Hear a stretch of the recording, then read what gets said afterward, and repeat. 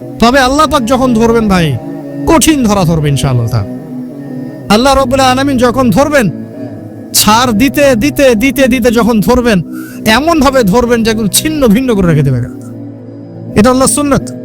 আল্লাহ রাব্বুল আলামিন সবসময় কঠিন ভাবে ধরেন না, কিন্তু ছাড় দেন, ছাড় দেন, ছাড় দেন, ছাড় দেন, লম্বা করেন, সময়টা লম্বা করেন, যাতে করে তার বিরুদ্ধে আল্লাহর প্রমাণ শক্ত হয়। তারপর যখন ধরবেন, এমন ধরবেন একদম ছিন্ন ভিন্ন করে রেখে দিবে। এটা আল্লাহ পাকের সুন্নাত। দুনিয়াতে ধরলে তাও ভালো, যে পরকালটা হয়তো বেঁচে যাওয়ার সম্ভাবনা আছে। আর দুনিয়াতে না ধরে যদি পরকালে ধরেন, তাহলে কোনো অবস্থা খারাপ, কোনো সুযোগ নেই, কারণ তখন তো আমল করার কোনো চান্স নাই। ইসলাম শিখলাম, এখন প্রশ্ন হচ্ছে ইসলাম কি নতুন কোনো দিন কিনা? উত্তর কি হবে? ইসলাম কি নতুন রিলিজন?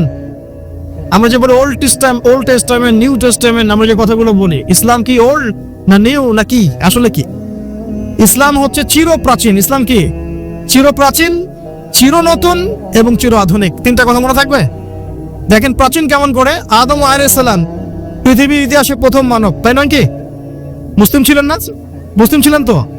আচ্ছা, নূহ আলাইহিস সালাম মুসলিম ছিলেন। তারপর ইব্রাহিম আলাইহিস সালাম দেখালাম, তারপরে মূসা আলাইহিস সালাম, দাউদ, সুলাইমান, ইসহাক, ইয়াকুব, ইউসুফ, ইউনুস, সমস্ত আম্বিয়া কেরাম, ঈসা ইবনে মারইয়াম এবং মুহাম্মদ সাল্লাল্লাহু আলাইহি ওয়াসাল্লাম, সবাই কি মুসলিম ছিলেন কি ছিলেন না? প্রত্যেক নবী কি মুসলিম ছিলেন কি ছিলেন না? তাহলে আমরা বুঝতে পারলাম যে সভ্যতার শুরু থেকে নিয়ে শেষ পর্যন্ত প্রত্যেক নবী ছিলেন মুসলিম, এবং সভ্যতাগুলো সব প্রচারক। মানে বোঝাচ্ছে যে ইসলাম আমাদের কাছে আছে না, সবচেয়ে পিওর একটা জিনিস। এই পিওর জিনিসটার সবচেয়ে খারাপ প্রচারক আমরা, আর ওদের কাছে আছে নোংরা জিনিস। ওই নোংরা জিনিসগুলো সেরা প্রচারক ওরা। উল্টা, আমি বুঝতে পারছি না মনে হয়। যত মতাদর্শ প্রচার করছে বস্তা পচা দর্শন, সব বস্তা পচা দর্শন। ওগুলোর খুব সফল প্রচারক তারা। আর আমাদের কাছে কোরআন সুন্নাহ আছে না, অভ্রান্ত সত্যের উৎস। আমরা এগুলোর প্রতিষ্ঠায় কিন্তু ততটা অগ্রগতি সাধন করতে পারি না। বাস্তব কথা, যা হচ্ছে এটা প্রয়োজনের তুলনায় নিতান্তই কম। যেদিন প্রয়োজন পূরণ হবে, সেদিন ইনশাআল্লাহ অটোমেটিকলি আল্লাহ পাকের জমিনে দিন প্রতিষ্ঠা হয়ে যাবে ইনশাআল্লাহ। আর দিন প্রচার আর প্রতিষ্ঠা এক জিনিস নয়। প্রচার মানে হচ্ছে আপনি নামাজ পড়ছেন, প্রচার হচ্ছে সুন্দর, মাশাআল্লাহ, কিন্তু আপনি সব দিক থেকে শক্তিশালী নন। তাই বিশ্বের অন্য সভ্যতা আপনার উপর চাপ খাটিয়ে নামাজের স্বাধীনতা হরণ করতে পারে। এর নাম হচ্ছে ক্ষমতা। এই ক্ষমতা ওদের হাতে আছে, আমাদের হাতে নাই। প্রতিষ্ঠা অন্য জিনিস। প্রতিষ্ঠা না হওয়া পর্যন্ত শান্তি নাই। প্রতিষ্ঠা না হওয়া পর্যন্ত ঘুমানোর সুযোগ নাই মুসলিমদের। প্রচার চলবে, প্রচার প্রতিষ্ঠা এক জিনিস নয়। প্রতিষ্ঠা না হওয়া পর্যন্ত হাল ছাড়া যাবে না ইনশাআল্লাহ তাআলা। যখন প্রতিষ্ঠা হবে তখন আপনি সুকুনের সাথে ঘুমাতে পারবেন। যতক্ষণ পর্যন্ত প্রতিষ্ঠা হয় নাই সমস্যা আছে। যতটুকু চলছে এটাও থাকবে না, এমন হতে পারে, আল্লাহ না করো। এখন আসেন, আমরা জানলাম যে ইসলাম চিরায়ত কাল থেকে ছিল। নবী সাল্লাল্লাহু আলাইহি ওয়াসাল্লাম তাহলে কি করলেন? তিনি কি নতুন কোন শরীয়ত নিয়ে আসলেন? হ্যাঁ, তিনি শরীয়ত নিয়ে এসেছেন ঠিকই, কিন্তু তিনি মানে নতুন কোন ধর্ম প্রবর্তন করেন নাই। আমাদের একটা ভুল আছে কনসেপ্ট। আমরা বলি ইসলাম ধর্মের প্রবর্তককে নিচে লেখা থাকে সাধারণ জ্ঞান বইয়ে মুহাম্মদ সাল্লাল্লাহু আলাইহি ওয়াসাল্লাম। তো মুহাম্মদ সাল্লাল্লাহু আলাইহি ওয়াসাল্লাম কি ইসলাম নতুন করে প্রবর্তন করেছিলেন? বরং নতুন করে তিনি শরীয়তটা প্রচার করেছেন। তিনি কি লা ইলাহা ইল্লাল্লাহ এর দাওয়াত ছাড়া অন্য কোনো দাওয়াত দিয়েছেন? আর নূহ আলাইহিস সালামও তো লা ইলাহা ইল্লাল্লাহ এরই দাওয়াত দিয়েছেন। আদম আলাইহিস সালাম কিসের দাওয়াত দিয়েছেন? লা ইলাহা ইল্লাল্লাহ। প্রত্যেক নবী কিসের দাওয়াত দিয়েছেন? ফেরাউনের সামনে মূসা কি বলেছেন? আল্লাহ বলে একজন আছেন, আল্লাহই জীবন দেন, আল্লাহই মারেন, এই বিশ্বাস ওদের ছিল। তারা কি মানত না? আল্লাহ পাকের বিধান মেনে চলতে হবে এটা মানত না। বিধান মানার ক্ষেত্রে মন গড়া বিধান মানত। এর নাম ছিল অমুসলিম, কুফার। ওরা কিসের বিরোধিতা করেছিল? ওরা মুহাম্মদ সাল্লাল্লাহু আলাইহি ওয়াসাল্লামকে বলছে যে তুমি কি সুন্দরী নারী চাও? দিব, আমাদের সব সুন্দরী নারী তোমাকে বিয়ে দিয়ে দেব। তুমি কি টাকা পয়সা চাও? আমাদের সবার টাকা একত্রিত করে তোমাকে দিয়ে দেব। তুমি কি ক্ষমতা চাও? ক্ষমতা, কাবা ঘরের চাবি তোমাকে দিয়ে দেব। এগুলো অফার কি লোভনীয় না? আর নবী সাল্লাল্লাহু আলাইহি ওয়াসাল্লাম বলছেন যে আমি আপনাদেরকে আরেকটা প্রস্তাব দেই, এটা যদি মেনে চলেন তাহলে আপনারা আরব আজম উভয়ের রাজত্ব পাবেন, নেতৃত্ব পাবেন। তারা বলছে কি সেটা বলো? তখন তিনি বলছেন কুলু লা ইলাহা ইল্লাল্লাহ তুফলিহুন। আপনারা খালি বলেন যে লা ইলাহা ইল্লাল্লাহ, আল্লাহ ছাড়া কোনো ইলাহ নাই, মানে আল্লাহ ছাড়া কোনো বিধানই নাই, আল্লাহ ছাড়া কোনো উপাস্য নাই, মানে জীবনের প্রতিটা ক্ষেত্রে আল্লাহ ইলাহ, তাহলে সফল হয়ে যাবে না। তারা এখানে মানতে চাইলো না কেন? কেন মানলো না? আল্লাহ বিশ্বাস করার পরেও কেন মানলো না? আমি দলিল দিয়ে কথা বলছি, শোনেন। আবু জাহেল যখন বদরের যুদ্ধ করতে যাচ্ছে, বদরের যুদ্ধ করতে কার বিরুদ্ধে গিয়েছে? মুহাম্মদ সাল্লাল্লাহু আলাইহি ওয়াসাল্লামের বিরুদ্ধে না। বদরের যুদ্ধ করার আগে আবু জাহেল গিয়েছে কাবা ঘরে। কোথায়? কাবা ঘরে। কাবা ঘরে গিয়ে বলেছিল, দোয়া করেছিল, আল্লাহুম্মা, হে আল্লাহ, ইন কুনতা তাআলাম, আপনি যদি জানেন, আন্না মুহাম্মাদান আলাল হক, মুহাম্মদ সত্যের উপরে আছে, ফানসুরহু, তাহলে তাকেই সাহায্য করেন। ওয়া ইন কুনতা তাআলাম, আর আপনি যদি জানেন যে নাহনু আলাল হক, নাহনুল কুরাইশ আলাল হক, আমরা কুরাইশ হকের উপর আছি, ফানসুরনা, আমাদেরকে সাহায্য করেন। তাহলে আবু জাহেল আল্লাহ বিশ্বাস করে না? আবু সুফিয়ান আল্লাহ বিশ্বাস করতো না? তখন করতো। তাহলে এই যে আমাদের একটা কনসেপ্ট, ভুল কনসেপ্ট, তারা আল্লাহকে বিশ্বাস করতো, করার পরেও এই যে 5টা বড় বড় জাহিলিয়াত, এই জাহিলিয়াতে ছিল, যে জাহিলিয়াত এখন পুরো বিশ্বের মানুষই আছে। এখনো মুসলিম উম্মার মধ্যে বহু মানুষ আছে আল্লাহ ঠিকই বিশ্বাস করে, আল্লাহ বলে একজন আছে ঠিকই বিশ্বাস করে, কিন্তু সুদ ছাড়তে পারে না, ঘুষ খাওয়া বন্ধ করতে পারে না, দুর্নীতি ছাড়তে পারে না। বহু মানুষ আছে দেখবেন যে বলে যে আমরা তো মুসলিম, তোমরা কি একাই মুসলিম? আমরাও তো মুসলিম। কিন্তু যখন বলবেন যে আল্লাহ পাকের দিনটা প্রসার হোক, প্রতিষ্ঠা লাভ করুক, দেখবেন গায়ে চুলকানি শুরু হয়ে গেছে। তাহলে এরা কোন শ্রেণীর মুসলিম? ওই যে আব্দুল্লাহ বিন উবাই শ্রেণীর মুসলিম। কোন শ্রেণী? আব্দুল বিন উবাই আবার কে? এই বেটা আবার কে? এই ব্যক্তি ছিল মদিনার, তার নেতা হওয়ার কথা ছিল, কিন্তু মুহাম্মদ সাল্লাল্লাহু আলাইহি ওয়াসাল্লাম যখন গিয়েছেন সেখানে, আনসার সাহাবীরা মুহাম্মদ সাল্লাল্লাহু আলাইহি ওয়াসাল্লামের হাতে বায়াত নিয়েছে, এবং তার নেতৃত্বে চলে গেছে। এখন সে চোট করে মুহাম্মদ সাল্লাল্লাহু আলাইহি ওয়াসাল্লামের বিরুদ্ধে যুদ্ধ করেছে এবং উহুদের মাঠে পালিয়ে গিয়েছিল। প্রথমে 1000 জন ছিল, 700 জন টিকে গেছে, 300 জনকে সাথে নিয়ে এই আব্দুল্লাহ বিন উবাই পালিয়ে গিয়েছে। বলেছিল, আমি যদি জানতাম যে উহুদের যুদ্ধ বলে কোনো যুদ্ধ আছে, ইসলামই কবুল করতাম না। বুঝতে পারছেন? এখানে একটা কথা চলে আসবে, তাহলে এখন আমরা যাদেরকে বন্ধু বানিয়েছি, আমরা তাহলে কি পাক্কা মুসলিম নাকি? আব্দুল্লাহ বিন উবাই যদি যুদ্ধ করে নবীর বিরুদ্ধে দাঁড়াতে পারে, আর দাঁড়ানোর পর যদি মুনাফিক তোকপা লাগতে পারে, এবং আল্লাহ পাক তাকে বলেছেন ও কবরেও দাঁড়াবে না, জানাজার নামাজেও তুমি দাঁড়াবে না, বলেন নাই? সূরা তাওবা আছে না? খবরদার, ওদের নামাজে জানাজাও পড়বে না, ওর কবরে দাঁড়াবাও না। তো তাহলে সে যদি এদের সাথে বন্ধুত্ব করে এরকম মুনাফিক হতে পারে, এখন এই যুগে যারা আমরা করছি, তারা কে? তারা নিঃসন্দেহে আমরা পাক্কা মুসলিম নাকি? সুবহানাল্লাহ। এই বিশ্বে বহু মুসলিম কান্ট্রিজ আছে যারা সরাসরি এদের অ্যালায়েন্স, মিত্র। আমাকে একটা দলিল দিবেন, খারেজি তোকমা দেওয়ার আগে একটা দলিল দিবেন। দলিলটা হচ্ছে, আমাকে একটা দলিল দেখাবেন যে নবী সাল্লাল্লাহু আলাইহি ওয়াসাল্লাম 23 বছর তার নবুয়তি জীবন, আবু বকর সিদ্দিক তারপরে খেলাফত চালিয়েছেন প্রায় 2 বছর, উমর ইবনুল খাত্তাবের প্রায় 10 বছর। এই যে খোলাফায়ে রাশেদার স্বর্ণযুগ বলি না আমরা, নবীর যুগ এবং সাহাবীদের যুগ, খোলাফায়ে রাশেদার যুগ, এই পুরো যুগে মুসলিমরা দাপটের সাথে বিশ্ব শাসন করে বেড়ায় নাই। একজন মুসলিম শাসক ইহুদি এবং খ্রিস্টানদের সাথে বন্ধুত্ব করে ওদের সাহায্যে চলেছে, একটা দলিল দেখাবেন খালি। মুসলিমরা যতগুলো যুদ্ধ করেছিল রাসূলের যুগে, কোনো একটা ব্যাটলে কি নবী সাল্লাল্লাহু আলাইহি ওয়াসাল্লাম ইহুদিদের কাছে গিয়ে বলে, সাহায্য করো, আমাকে সাহায্য করো, আমাকে অস্ত্র দাও, আমাকে অস্ত্র দাও, আমাকে ফাইন্যান্স দাও? একটা দলিল দেখাবেন। শুনে রাখেন, এখন ইয়াং জেনারেশন অনেক সচেতন, এখন শিক্ষিত মহল অনেক সচেতন, এখন আলেম ওলামারও অনেক সচেতন মাশা। তারপর শুরু হলো যুদ্ধ বিগ্রহ, ঠিক আছে? তারপরে আলী রাদিয়াল্লাহু আনহু উত্থাপন হলো, তারপর খারেজিরা বেরিয়ে গেল, এদিকে শিয়ারা বেরিয়ে গেল। আগে বলেছি কাদারি একটা সম্প্রদায় বেরোলো, আবার একটা জাবারিয়া বের হলো, জাবারিয়া মানে যে অদৃষ্টবাদী। তারপর একটা বের হলো, এর নাম হচ্ছে মুরজিয়া, এই যে একটু আগে বলছিলাম, মানে কালিমা করলেই হবে, আমলের কোনো দরকার নাই। আরেকটা বের হলো, এর নাম মুতাজিলা। কি নাম বলেন? মুতাজিলা, মানে অতি যুক্তিবাদী, মানে কোরআন সুন্নাহ মানবো, তবে যুক্তি দিয়ে বুঝালে মানবো, যুক্তি দিয়ে না বুঝালে মানবো না। মানে অজু নষ্ট হয়ে গেছে, আপনি অজু করলেন, কিন্তু যে অঙ্গর দ্বারা অজু নষ্ট হলো এটা তো আপনি ধুইলেন না, বুঝছেন? তো এখন ওদের যুক্তি হচ্ছে যে এটা হবে না, কারণ আমার তো এখানে যুক্তি খাটছে না। তো এই হচ্ছে সমস্যা, ওরা যুক্তি দিয়ে ধর্ম মানার চেষ্টা করতে লাগলো। আরো বের হলো বিভিন্ন দল, জাহমিয়া, রাফেজি, হ্যাঁ, আর অনেক দল বের হতে লাগলো। এভাবে ফিতনা চলতে থাকলো। এবং সবচেয়ে বড় কথা হচ্ছে, মুসলিমদের মধ্যে যে গৃহযুদ্ধ আবশ্যক, এটা বাড়তে থাকলো। এমনকি উমাইয়াদের সময়ে, মানে আলী রাদিয়াল্লাহু আনহুর উপর দায়িত্ব পেয়েছেন মুয়াবিয়া রাদিয়াল্লাহু আনহু, তারপরে মুয়াবিয়া শাসন শুরু হলো। উনি 20 বছর ক্ষমতায় ছিলেন। কত বছর? 20 বছর। তারপরে তিনি ক্ষমতায় দিয়ে যান ইয়াজিদকে। কাকে? নাম শুনে নাই? ইয়াজিদকে কেউ মেনে নিচ্ছে না, বহু সাহাবী ইয়াজিদের শাসন মানতে যাচ্ছে না, কিন্তু ইয়াজিদ না, আমি থাকবই। সে নড়বে না, বরং সে সাহাবীদেরকে বোঝানোর চেষ্টা করছে। অনেক সাহাবী, বড় বড় সাহাবী, তারা মানছেন না। এক পর্যায়ে ইয়াজিদ কি করেছে, মক্কা মদিনা আক্রমণ করেছে। এটা জানে, ইয়াজিদ মক্কা মদিনা আক্রমণ করেছে এবং তার সেনাবাহিনীর হাতে হুসাইন রাদিয়াল্লাহু আনহু শহীদ হয়েছেন। অন্যায় জানেন না কারবালার ঘটনা? ইয়াজিদ যখন মদিনা আক্রমণ করেছিল 3 দিন মদিনায় মেসাকার করা হয়েছে, মদিনার মানুষকে হত্যা করা হয়, সেখানকার জানমাল লুটতরাজ করা হয়েছে। ওই সময় মদিনার মানুষরা তাদের যা ছিল তাই নিয়েই ইয়াজিদের বাহিনীর মোকাবেলা করেছিল। আর আমাকে বলেন তো, যে ইয়াজিদ শাসক না? ইয়াজিদ শাসক না? তো শাসক যে আক্রমণ করলো আর মদিনার লোকজন যে ডিফেন্ড করলো, তো মদিনার লোকগুলো সব খারেজি হয়ে গেছিল। পলিটিক্যাল ডিফেন্ড করলে কেউ খারেজি হয়ে যায়? নাকি তারা ফ্রিডম ফাইটার? কোনটা? তারাই তো সত্যিকারের যোদ্ধা, তারা অন্যায়ের বিরুদ্ধে দাঁড়িয়েছিল, তাই নয় কি? এখন পলিটিক্যাল সমালোচনার সাথে খারেজিটা একটা জড়িয়ে দেওয়া হয় টেকনিক্যালি, অথচ এটা একটা আকীদাগত বিষয়। যদি কেউ মনে করে কবিরা গুনাহগার ব্যক্তি কাফের, তখন সে খারেজি হবে, তার আগে না।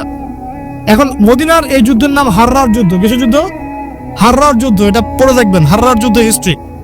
মদিনাবাসী ইয়াজিদের বাহিনীকে দমন করে দিয়েছে, আবার এদিকে মক্কায় আব্দুল্লাহ বিন জুবাইর তিনি ওর বাহিনীকে দমন করেছেন। এই কনফ্লিক্ট গুলো চলতেছিল প্রায় 92 বছর উমাইয়ার ক্ষমতা ছিল।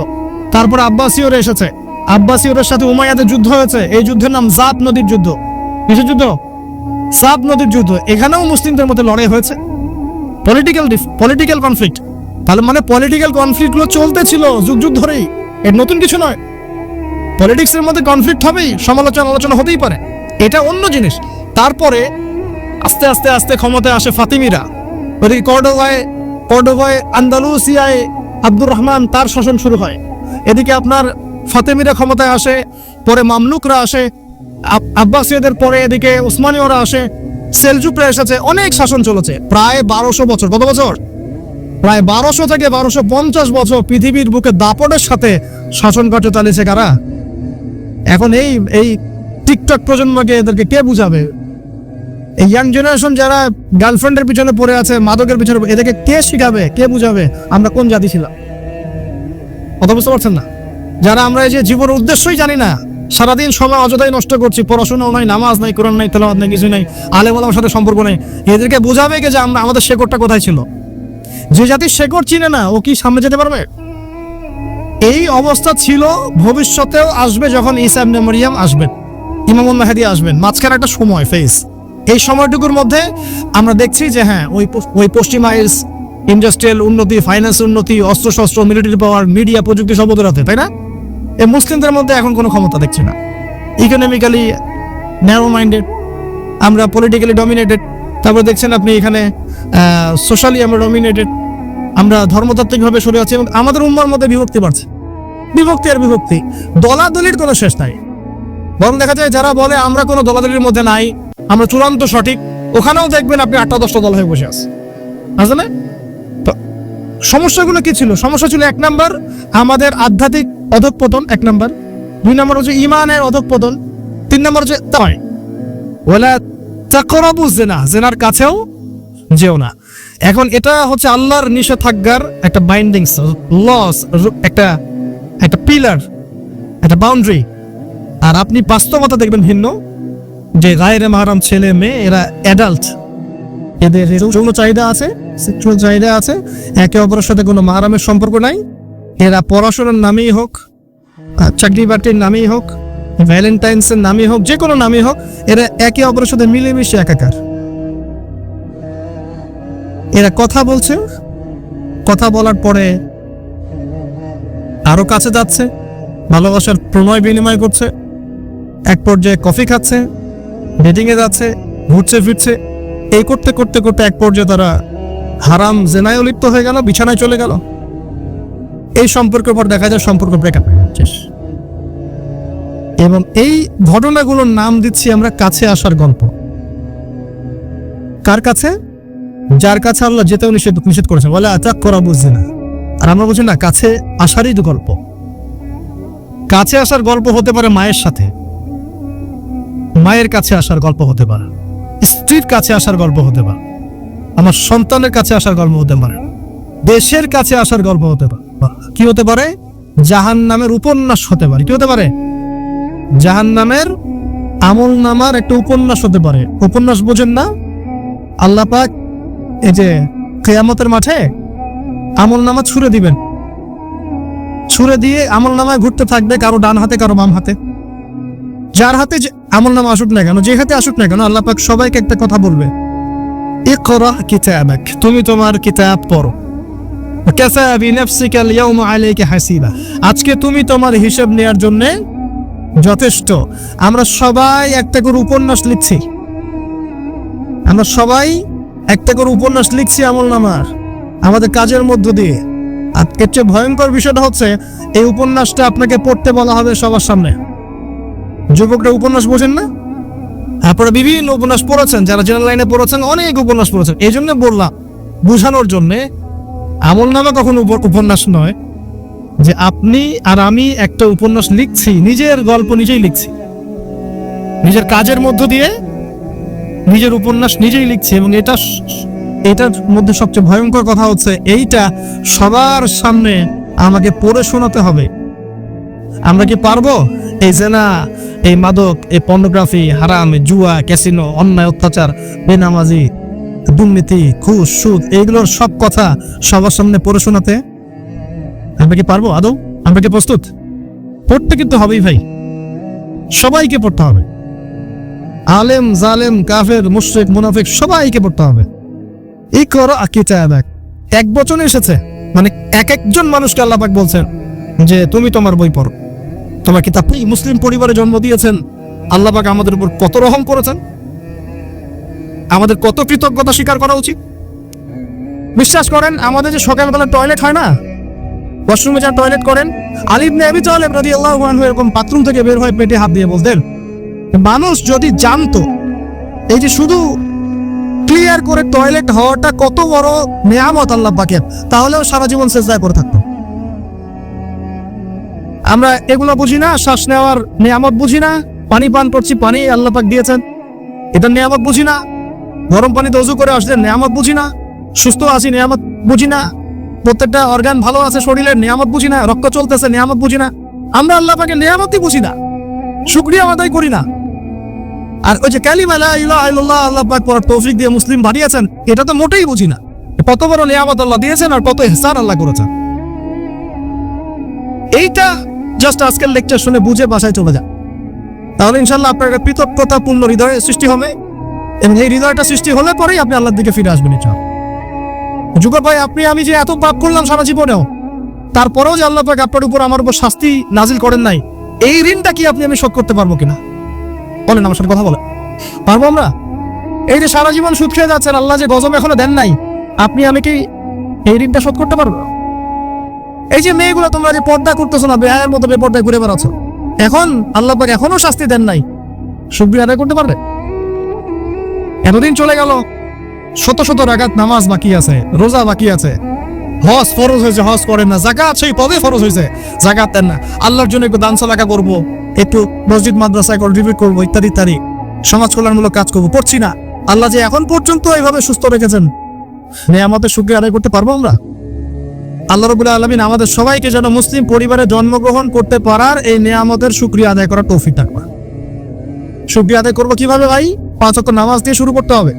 নামাজ নাই ইসলাম নাই, নামাজ নাই ইসলাম নাই। নামাজ না পড়ে 14 বার জানাজার নামাজ পড়ালেও সে ব্যক্তি জান্নাতে যেতে পারবে না। বেনামাজি ব্যক্তি, হাদিসের পরিভাষা তাকে কাফের বলা হচ্ছে। কি বলা হচ্ছে? তাহলে এখন কি করব?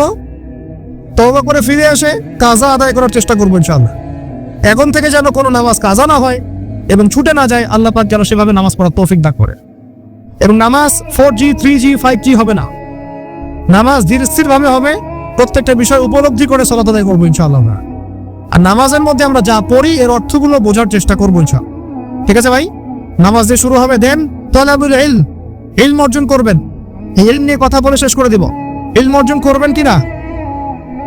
ইলম অর্জন করা মুস্তাহাব না নফল না সুন্নাহ? নবী সাল্লাল্লাহু আলাইহি ওয়াসাল্লাম বলেছেন, তালাবুল ইলমি ফরিদাতুন আলা কুল্লি মুসলিম। প্রত্যেক মুসলমানের উপরে দ্বীনের জ্ঞান অর্জন করাটা ভাই কি? ফরজ। তাহলে আমরা জ্ঞান অর্জন করবো তো ইনশাআল্লাহ। ডক্টর হতে বাধা নাই, ইঞ্জিনিয়ার হতে বাধা নাই, রাজনৈতিক নেতা হতেও কোনো বাধা নাই, অর্থনীতিবিদ হতে কোনো বাধা নাই, কিন্তু কোরআন সুন্নাহর শিক্ষা বিবর্জিত করে নয়, কোরআন সুন্নাহর শিক্ষাকে বুকে ধারণ করেই একদম ছোটবেলা থেকেই কোরআন শিখতে হবে। আল্লাহ পাক তৌফিক দান করুন। আর কোরআন শিখতে হবে মানে শুধু এটা নয় যে বিশুদ্ধ করে খালি তিলাওয়াত শিখবো, এতটুকু যথেষ্ট নয়, এতটুকু যথেষ্ট নয় আপনার জন্য। এই অর্থটাকে বোঝার চেষ্টা করতে হবে। আল্লাহ পাক তৌফিক দান। তাহলে যে শিক্ষা আমাকে রব থেকে দূরে সরায় সেটা কি? যে শিক্ষাটা আমাকে আমার রব থেকে দূরে সরায় সেটা কি? সুশিক্ষা না কুশিক্ষা? সুশিক্ষা না কুশিক্ষা? আরো আসতে বলেন, সুশিক্ষা না কুশিক্ষা? যে শিক্ষা আমাদেরকে রব থেকে দূরে সরায় সেটা কি সুশিক্ষা না কুশিক্ষা? আর যে শিক্ষা আমাদেরকে রবের কাছাকাছি নিয়ে যায় সেটার নাম কি? সুশিক্ষা। নবী সাল্লাল্লাহু আলাইহি ওয়াসাল্লাম সমাজ পরিবর্তন করেছেন কোন শিক্ষা দিয়ে? সুশিক্ষা না কুশিক্ষা? আচ্ছা, এবার তিনি সাহাবীদেরকে এটা শিক্ষা দিলেন। একই সাথে তিনি কি শুধু শিক্ষাই দিয়েছেন না আমল করে দেখিয়েছেন? শুধু বলেই গেছেন না আমল করে দেখিয়েছেন? আচ্ছা, তিনি কি শুধু বাহ্যিক শিক্ষাই দিয়েছেন না কলবটাকেও পরিবর্তন করেছেন? আধ্যাত্মিকত্ব তাজকিয়া অর্জন করা হয়েছিল না হয় নাই? হয়েছে। এই শিক্ষাটার দাওয়াত মানুষকে দিয়েছেন না দেন নাই? এরপর তার উপর অত্যাচার এসেছে না আসে নাই? তিনি সবর করেছেন না করেন নাই? তাকে দেশ থেকে চলে যেতে হয়েছে না হয় নাই? মদিনায় কি ইসলামিক রাষ্ট্র কায়েম হয়েছে কি হয় নাই? তারপরে ওই ওহির বিধানকে প্রতিষ্ঠা করার জন্য দাওয়াতের সাথে সাথে জিহাদ করতে হয়েছে কি হয় নাই? এভাবে বদর উহুদ খন্দকের পথ পাড়ি দিয়ে মক্কা বিজয় হয়েছে কি হয় নাই? তাহলে পুরো সমাজটা পরিবর্তন হলো কিসের বদৌলতে? আল্লাহ পাকের ওহির রেভলিউশন বা বিপ্লবের বদৌলতে। আবার বলি, আল্লাহ পাকের ওহির রেভলিউশন বা বিপ্লবের বদৌলতে। এখন আসেন, এই সিলসিলা কি নবীর ইন্তেকালের পরপর বন্ধ হয়ে গিয়েছিল নাকি পুরো চলতে আছিল? সাহাবায়ে কেরাম কি ওই নীতির উপরে ছিলেন কি ছিলেন না? আবু বকর সিদ্দিক ছিলেন না ছিলেন না? ওমর ইবনে খাত্তাব, উসমান বিন আফফান, আলী ইবনে আবি তালেব, তারা ওই নীতির উপর ছিলেন কি ছিলেন না? তারপরে চার ইমামের যুগে তারা ছিলেন না ছিলেন না? তারপরে ফুকাহায়ে কেরামের যুগে ছিলেন না ছিলেন না? মুহাদ্দিসে কেরাম তারা ছিলেন না ছিলেন না? এভাবে যুগের পর যুগ ইসলামী শিক্ষাকে বাদ দিয়ে মুসলিমরা সফল হয়েছে না ইসলামী শিক্ষা বুকে ধারণ করে সফল হয়েছে? আরো আসতে বলেন, ইসলামী শিক্ষাকে বুকে ধারণ করে যুগের পর যুগ আমরা সফল হয়েছিলাম না এটাকে বর্জন করে সফল হয়েছিলাম? এবার আসেন, এখনকার আধুনিক বিশ্বের যে কোনো সাবজেক্ট আমি চ্যালেঞ্জ করতেছি, chemistry, physics, astrophysics, philosophy, political affairs, অর্থনীতি, ম্যাথামেটিক্স, সায়েন্স অ্যান্ড টেকনোলজি, যে কোনো সাবজেক্টের গোড়ায় আপনি যাবেন, আপনি ওই সোনালী যুগের কোনো না কোনো মনীষীকে খুঁজে পান। আমি কথা বুঝতে পারলেন? এই বিশ্বের যে কোনো সাবজেক্ট কিসে প্রযুক্তির বড়াই করতেছেন? অ্যালগরিদম ছাড়া প্রযুক্তি অচল। আপনি ল্যাপটপ খুলতে পারবেন না, টাইপ করতে পারবেন না। যে বইটা ইসলামের এগেইনস্টে লিখেছেন ওই বইটা টাইপ করতে পারবেন না যদি অ্যালগরিদম না থাকে। আর সেই অ্যালগরিদম আবিষ্কার করেছেন একজন মুসলিম মনীষী। মেডিকেল সায়েন্সে যাবেন, মেডিকেল সায়েন্সের যত থিওরি আছে ইবনে সিনার বইয়ের উপর দাঁড়িয়ে আছে। কার বইয়ের উপরে? এই যে আপনি ফিলোসফিক্যাল থটসের কথা বলেন, দার্শনিক মতবাদগুলোর কথা বলেন, আপনি ইমাম গাজ্জালির বাইরে যেতে পারবেন না। আমি ইবনে রুশদের বাইরে যেতে পারবো না। আপনি অ্যাস্ট্রোফিজিক্সের কথা বলেন, কেমিস্ট্রির কথা বলেন, জাবির ইবনে হাইয়ান ছাড়া কেমিস্ট্রি অচল। তোমরা এগুলো জানো না? জীববিজ্ঞান এরা পারবে? জীববিজ্ঞান কি ইবনে সিনার থিওরির বাইরে যেতে পারবে? ম্যাথামেটিক্স ওমর খৈয়ামের বাইরে যেতে পারবে? আল খাওয়ারিজমির বাইরে যেতে পারবে? ইবনে রুশদের বাইরে যেতে পারবে? এরকম বহু নাম বলতে থাকলে সারা রাত যাবে। আমার কাছে নোট করা আছে। এমন কোন সাবজেক্ট নাই। এখনকার বিশ্বের চলমান শিক্ষানীতি নিয়ে এত কথা বলছেন, শিক্ষানীতি এইটা ওইটা, ইসলাম, সেকুলারিজম, ডেমোক্রেসি ইত্যাদি, কোন সাবজেক্ট আপনি এই বিশ্বে চালাতে পারবেন না যে সাবজেক্টের গোড়ায় কোনো না কোনো মুসলিম মনীষীকে খুঁজে পাবে। বিশ্বকে আমরা করে দিলাম, বিশ্বকে কেনা করে দিল। এইভাবে 1-2 বছর নয়, প্রায় 1200 বছর। কত বছর? প্রায় 1200 বছর এই পুরো বিশ্বটাকে আমরা শাসন করেছি। শুধু শিক্ষানীতি নয়, আমরা অর্থনীতি শাসন করেছি, আমরা পলিটিক্যাল অ্যাফেয়ার শাসন করেছি, রাজনীতি শাসন করেছি। ওরা আমাদের জমিতে থাকতো, ট্যাক্স দিয়ে, কর দিয়ে থাকতো। ওরা ইহুদি খ্রিস্টানরা আমাদের জমিতে থাকতো ট্যাক্স দিয়ে, কর দিয়ে। আর আজকে ওদের কাছে লোন চাইতে হয়, ওরা শর্ত আরোপ করে। কোথায় আসছি আমরা চিন্তা করছেন? ইতিহাস সেই কবে ভুলে গেছে। শিক্ষার আপনি যে সেক্টরে যাবেন, আপনি গিয়ে দেখবেন সেখানে কোনো মুসলিম মনীষীর অবদান আছে।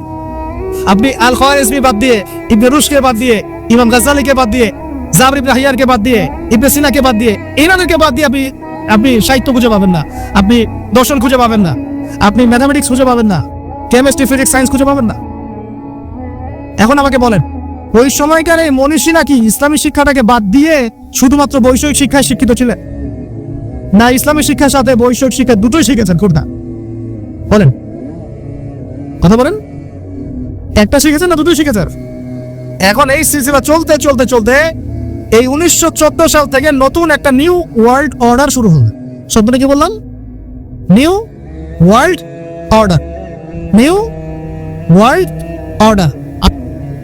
জিওপলিটিক্সে পিছিয়ে গেছে, ওর জিডিপি কমে গেছে, আর কিভাবে বুঝাবো বলেন, আর কিভাবে বুঝাবো?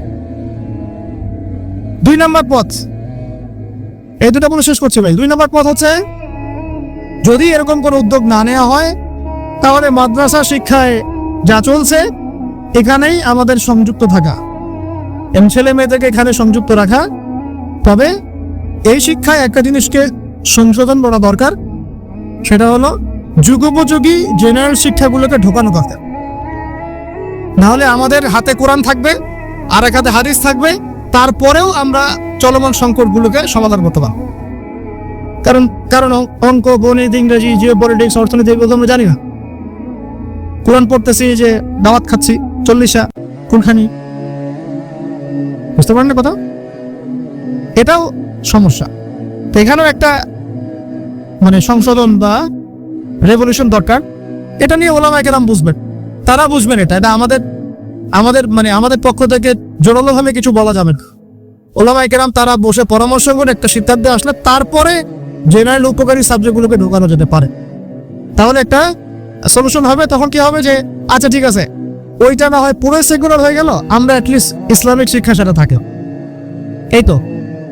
আর 3 নম্বর যেটা, যে নতুন নতুন শিক্ষা প্রতিষ্ঠানগুলো বিভিন্ন জায়গায় যদি গড়ে তুলতে পারেন, যেখানে নতুন করে আপনি সিলেবাস প্রণয়ন করতে পারেন, জেনারেল শিক্ষা এবং ইসলামী শিক্ষার সমন্বয় থাকবে, একদম প্লে গ্রুপ থেকে শুরু করে বা নুরানি থেকে শুরু করে মাস্টার্স পর্যন্ত, দাওরা হাদিস পর্যন্ত গ্র্যাজুয়ালি আমার ছেলে মেয়ে পড়াশোনা করবে।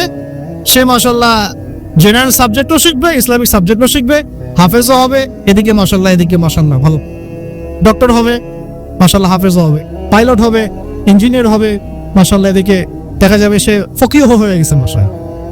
তো এটা নতুন করে করা সম্ভব। এই কারণেই আমি আমার কনফিডেন্স থেকে বলছি, খয়রুল কুরুন, সবচেয়ে শ্রেষ্ঠ যুগে এভাবেই মানুষ শিখেছে। খয়রুল কুরুনে কোনো বিশ্ববিদ্যালয় ছিল না, কোন স্কুল কলেজ এগুলো ছিল। একজন ছাত্র একজন আলেমের কাছে গিয়ে কোরআন হিফজ করতেন, হিফজ শেষ আরেকজনের কাছে আরবি ভাষা শিখতেন, শেষ আরেকজনের কাছে গিয়ে নাহু সরফ শিখতেন, শেষ আরেকজনের কাছে উসুল শিখতেন, আরেকজনের কাছে ফিকহ শিখতেন, তারপরে গিয়ে অন্যান্য সেক্টরগুলো করতে পারছে না। তাদের ভিত্তির উপরে এই সভ্যতা দাঁড়িয়ে আছে। তো এটাকে নতুন করে আবার চালু করা সম্ভব নতুন নতুন প্রতিষ্ঠান গড়ে তোলার মধ্য দিয়ে। তবে কাজটা বলার চেয়ে করা কঠিন, কারণ আমাদের মধ্যে অনেক সমস্যা। আমরা সবাই তাকায় থাকি মানুষের দিকে, সে করবে আমি গিয়ে ভোগ করব। আপনার যদি আপনার সন্তানকে নিয়ে এতই ফিকির থাকে যে আমার সন্তানের ভবিষ্যৎ নিয়ে আপনি এতই চিন্তিত থাকেন, তা আপনি কেন একটা মাদ্রাসা করতেছেন না, বা আপনি কেন একটা স্কুল করতেছেন না, বা আপনি কেন শিক্ষার সমন্বয় নিয়ে কথা বলছেন না, ভাবছেন না? আপনি কেন আপনার অর্থ কোরবানি করছেন না, কেন আপনার জায়গা কোরবানি করছেন না? এই উম্মার সব দায়িত্ব কি গুটি কয়েক মানুষের উপরেই? বলেন, এই উম্মতের সব দায়িত্ব কি গুটি কয়েক মানুষের উপরেই? এই কয়েকজন মানুষ আপনাকে কি করতে পারবে? আমাদের হাতে কি করার ক্ষমতা আছে? সর্বোচ্চ বলা ছাড়া কিচ্ছু করার ক্ষমতা না। আর আপনাকে চিন্তা করতে হবে আপনার সন্তানের ভবিষ্যৎ কোন দিকে নেবেন, কোন প্রতিষ্ঠানে পড়াবে, কোন সিলেবাসে পড়াবেন, নাকি নাস্তিক বানাবেন।